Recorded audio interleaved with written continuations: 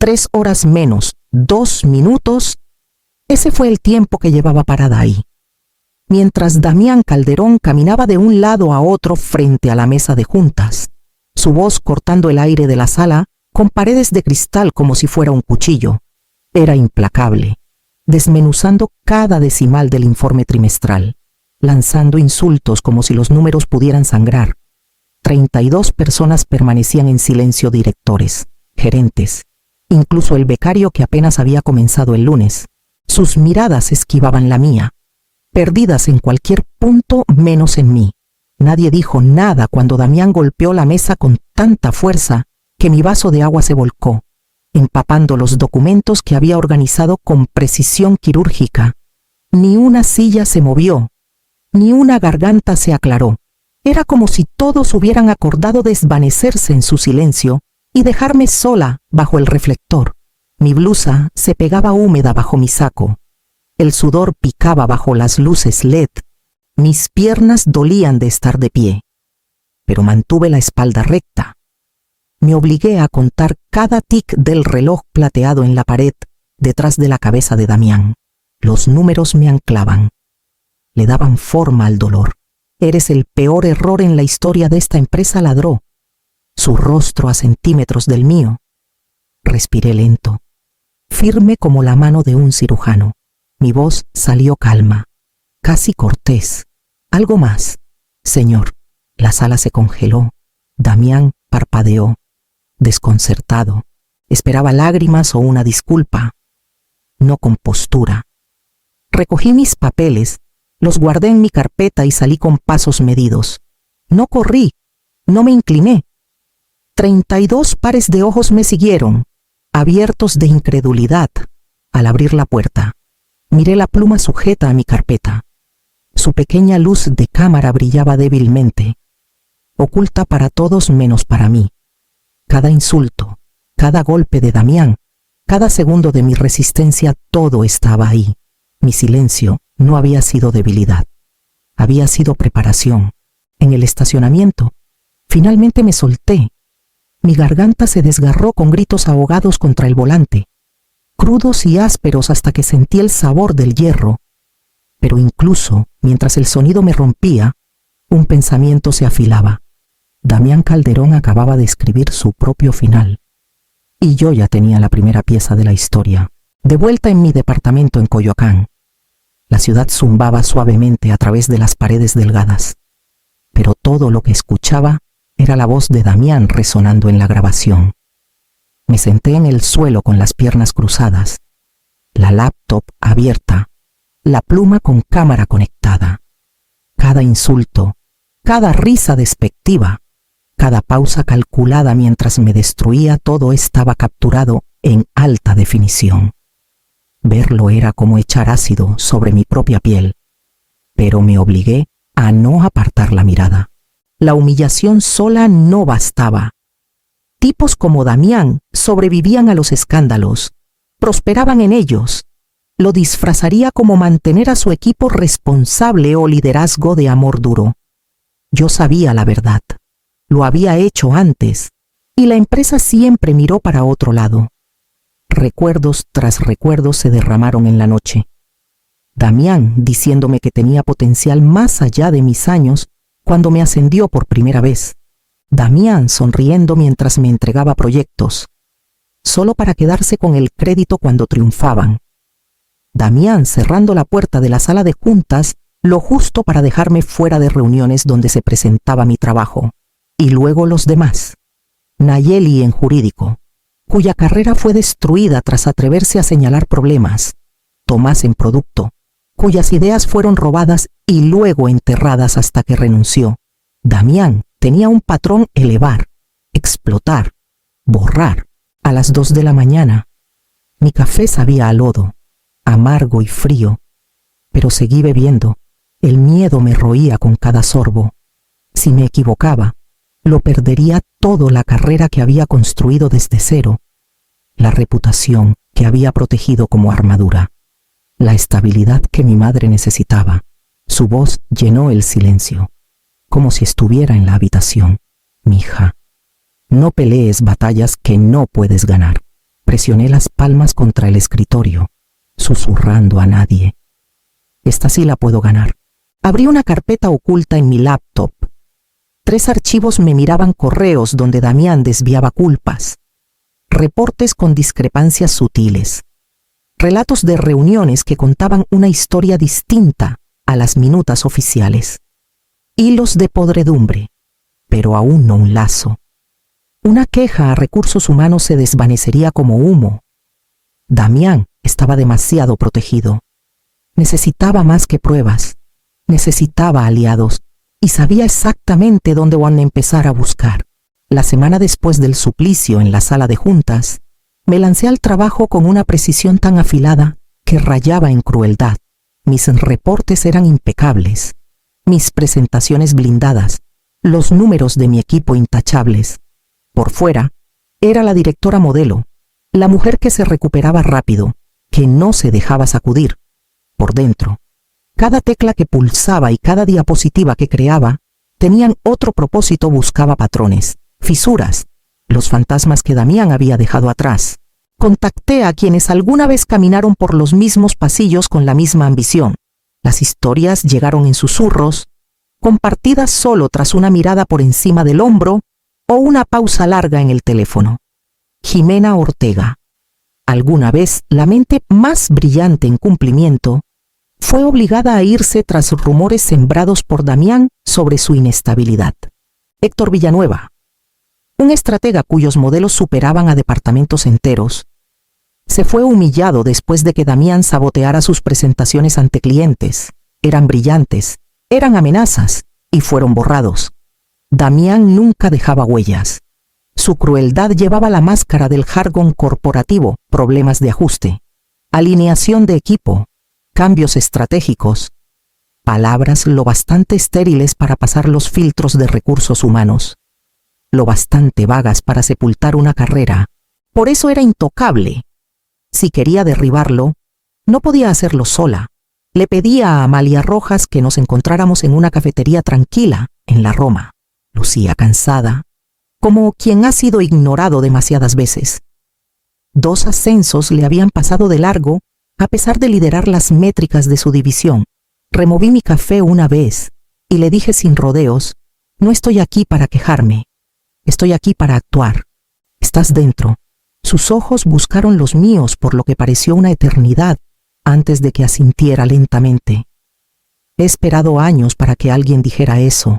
Poco después, traje a Tomás Chávez al grupo, el hombre que una vez escribió un reporte sobre irregularidades en los gastos de Damián, solo para verlo enterrado. Luego a Sofía Morales de Jurídico, quien había señalado conflictos de interés que misteriosamente desaparecieron del registro. Pedazo a pedazo, construí una coalición de heridos, pero las alianzas son frágiles. Una noche, revisando hilos a los que no debería haber tenido acceso, vi el nombre de Damián junto a una línea escalofriante. Alicia está inquieta. Alguien en mi círculo ya había hablado. La traición se reveló de la manera más silenciosa. Tomás se quedó después de una reunión nocturna. Su rostro pálido, sus manos temblando alrededor de un vaso de café que no había tocado. Finalmente, lo soltó Damián. Lo había acorralado. Le ofreció un ascenso. Susurró sobre pagar su hipoteca. Todo a cambio de vigilarme. Su voz se quebró al admitir que casi había cedido. Por un largo momento, solo lo miré, el peso de sus palabras aplastándome como plomo. Luego nos sorprendí a ambos. Si quieres redimirte, demuéstralo. Ayúdame a rastrear el rastro del dinero que está ocultando. Sus ojos se abrieron, y algo cambió en él, una determinación sombría. Asintió. A veces comprendí. Los que tropiezan más fuerte pelean con más fiereza cuando se levantan. Pero la traición no era la única herida que Damián había dejado. Empecé a indagar en los archivos de recursos humanos, persiguiendo rumores que alguna vez descarté como susurros. Lo que encontré me heló. Quejas de acoso sexual vinculadas a Damián desaparecidas. Casos registrados y luego borrados como si nunca hubieran existido. Un nombre seguía apareciendo antes de desvanecerse: Sara Quintana. la asistente actual de Damián. Recordé su sonrisa nerviosa en las reuniones, sus ojos esquivos como si siempre estuviera esperando un golpe. Entonces, una noche, mi celular vibró con un solo mensaje. Escaleras, estacionamiento nivel B. 7 p.m. La encontré esperando en las sombras, los hombros rígidos, la mirada firme. Presionó un USB en mi mano. No lo hago por ti. Me llamó prescindible. Ya terminé. Sin otra palabra, se alejó. De vuelta en mi departamento, abrí el dispositivo. Los archivos se derramaron en la pantalla como una infección, correos que probaban que Damián desviaba clientes a la empresa de su cuñado. Hojas de cálculo mostrando cómo manipulaba datos de la división para hundir carreras, incluida la mía. El horror se mezcló con la vindicación en mi pecho. Finalmente tenía el puñal, pero un movimiento en falso. Y no solo cortaría a Damián, incendiaría a la empresa entera, llevándose cientos de empleos inocentes con ella. Necesitaba una forma de atacar sin quemarlo todo. El retiro anual de la Junta siempre había estado fuera de mi alcance, reservado para los títulos que Damián acaparaba como armadura. Este año se llevaría a cabo en un resort de lujo en el desierto de Sonora. Un lugar diseñado para la exclusividad, para conversaciones susurradas tras puertas cerradas. No estaba invitada, pero Sofía sí. Su tarea, un espacio de 7 minutos sobre cumplimiento normativo, enterrado justo antes del descanso para el almuerzo. Pasamos noches preparándonos, moldeando sus diapositivas en un caballo de Troya. La primera mitad parecía rutinaria, métricas de cumplimiento, tendencias regulatorias, pero a la mitad, ella giraría hacia preocupaciones específicas sobre un ejecutivo, y con un clic se abriría un sitio seguro. Cada pieza de evidencia estaría ahí: los correos que Damián escribió, los datos financieros que Tomás rastreó, el testimonio de los archivos de Sara. 7 minutos que podían detonar su imperio. Aún así, Damián era demasiado astuto para no sentir los temblores bajo sus pies. La noche antes de su sesión, mi celular sonó con la voz de Sofía tensa por el pánico. Su espacio se había reducido a 3 minutos, reprogramado para el día siguiente. Peor aún, Damián la había acorralado en la recepción, sonriendo como depredador. «Espero con interés discutir tu futuro aquí», le dijo. Sentí las paredes cerrándose, pero el pánico nunca me ayudó. La estrategia sí. Le dije que se mantuviera firme y llamé a Tomás. Durante la cena, crea una distracción lo suficientemente grande para vaciar la sala, pero lo bastante pequeña para no arruinar la noche. Dale tiempo a Sofía para quedarse a solas con el director general. Tiene que verlo antes de mañana. De vuelta en Coyoacán, caminé por mi departamento hasta desgastar el suelo. Cada vibración de mi celular parecía un veredicto. A las 8:23 p.m. finalmente sonó. La voz de Sofía temblaba. Esta vez de incredulidad. Funcionó. Vio los primeros 2 minutos y me pidió llevarlo a su suite. Está convocando una sesión de emergencia esta noche. Me dejé caer en una silla, mi cuerpo temblando. Por primera vez en meses, la esperanza cortó el agotamiento. Damián estaba finalmente al alcance. La llamada llegó 3 días después de la jugada de medianoche de Sofía. Me conecté desde mi comedor, el cabello recogido, la blusa abotonada hasta el cuello, como si la apariencia pudiera protegerme. En la pantalla, Gerardo Manríquez estaba al frente de una larga mesa. Los miembros de la Junta alineados como estatuas de mármol a su lado.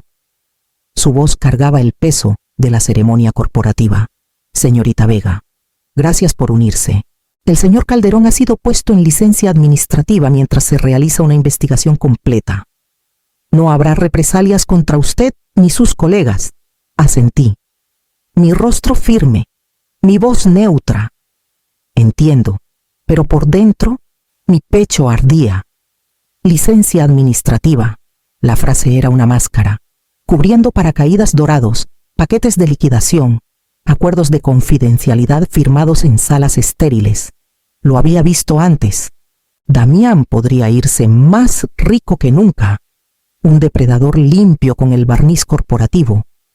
Cuando la llamada terminó, me quedé inmóvil, mirando mi reflejo en la pantalla negra hasta que los bordes se difuminaron. Luego llamé a Amalia. Sus palabras salieron en un susurro bordeado de miedo. Ambas sabemos cómo termina esto. Exhalé lentamente. Por eso preparamos la fase 3B. La fase 3B era el plan de emergencia que juramos no usar a menos que el sistema intentara enterrarnos. Un interruptor de hombre muerto digital, diseñado con cuidado y desesperación. Si Damián recibía una indemnización, si el mal comportamiento se barría bajo la alfombra, si alguno de nosotros era forzado al silencio, los archivos se liberarían automáticamente enviados a reguladores, periodistas y vigilantes que vivían para desmantelar a hombres como él.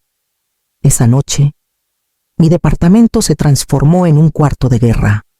Las laptops brillaban sobre la mesa del comedor, cables serpenteaban hacia los enchufes, tazas de café se acumulaban en grupos. Sofía verificó el lenguaje legal, Tomás mapeó los desencadenantes financieros y Amalia construyó la red de distribución. Escribí hasta que mis dedos se acalambraron, viendo nuestras vidas reducirse a código y encriptación. Todos conocíamos las apuestas. La exposición podía significar un suicidio profesional. Podía significar demandas, listas negras, reputaciones destrozadas sin remedio. Pero el silencio ya había destruido a demasiados para cuando el amanecer presionó contra las persianas. El interruptor estaba listo. El futuro de Damián ahora pendía de un hilo que nosotros controlábamos. Los días se arrastraban, cada uno más pesado que el anterior. La oficina de Damián permanecía oscura, su placa intacta, su lugar de estacionamiento un rectángulo vacío en el garaje. Los susurros recorrían los pasillos: especulación, negación, incluso simpatía. Durante 2 semanas, vivimos en un silencio suspendido, esperando el golpe del hacha. Entonces, un martes por la mañana, llegó. Un correo electrónico a toda la empresa apareció en cada bandeja de entrada, con efecto inmediato. Damián Calderón ya no está con la empresa debido a un comportamiento inconsistente con nuestros valores. Una frase estéril, sin mención de mala conducta, sin reconocimiento a las personas que había destrozado, las vidas que había torcido. Sin verdad. Esa tarde, me convocaron a la oficina de Gerardo Manríquez. Se puso de pie cuando entré, su tono casi cortés. Alicia, quería que lo escucharas de mí. Damián ha sido despedido sin indemnización. Su influencia termina aquí. Lo dejé terminar. Luego pregunté en voz baja, ¿y las personas que destruyó? El fraude, el acoso, los conflictos de interés. La sonrisa de Gerardo se endureció. Esos asuntos se están manejando internamente. Me incliné hacia adelante, sosteniendo su mirada con una firmeza que ya no necesitaba practicar. Entonces prepárense para un manejo externo. Su expresión se enfrió. El aire espeso entre nosotros. Es una amenaza. No parpadeé. Es la realidad. 3 días después, la empresa emitió un comunicado público. A diferencia del primero, este tenía peso. Admitía discriminación sistémica. Prometía una auditoría externa de ascensos y evaluaciones. E incluso ofrecía una disculpa formal a aquellos cuyas carreras habían sido dañadas. El nombre de Damián no aparecía. Pero todos en la industria sabían. Su reputación colapsó de la noche a la mañana.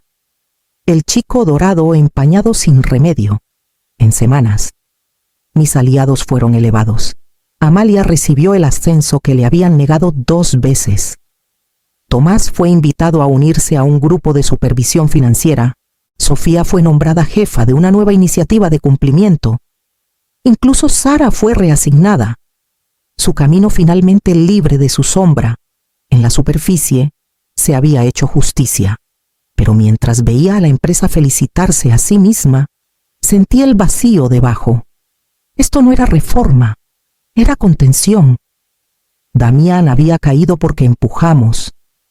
El sistema en sí seguía en pie, intacto, esperando tragar a la siguiente persona que se atreviera a brillar. Y yo no había terminado. El ascenso llegó envuelto en palabras pulidas y una vista al río Bravo. Directora ejecutiva. Una oficina esquinera con paredes de cristal y sillas de piel. El tipo de recompensa que la gente de mi nivel perseguía durante años. Gerardo mismo me dio la mano, diciéndome cuánto valoraba la empresa mis contribuciones. Por fuera, sonreí. La imagen perfecta de la gratitud. Por dentro, sabía exactamente que era un seguro, no un reconocimiento. No me estaban honrando. Intentaban mantenerme cerca, mantenerme callada. Mi madre me visitó ese fin de semana. Se paró en la ventana de mi nueva oficina. Las manos entrelazadas, los ojos brillando. Mija, lo lograste.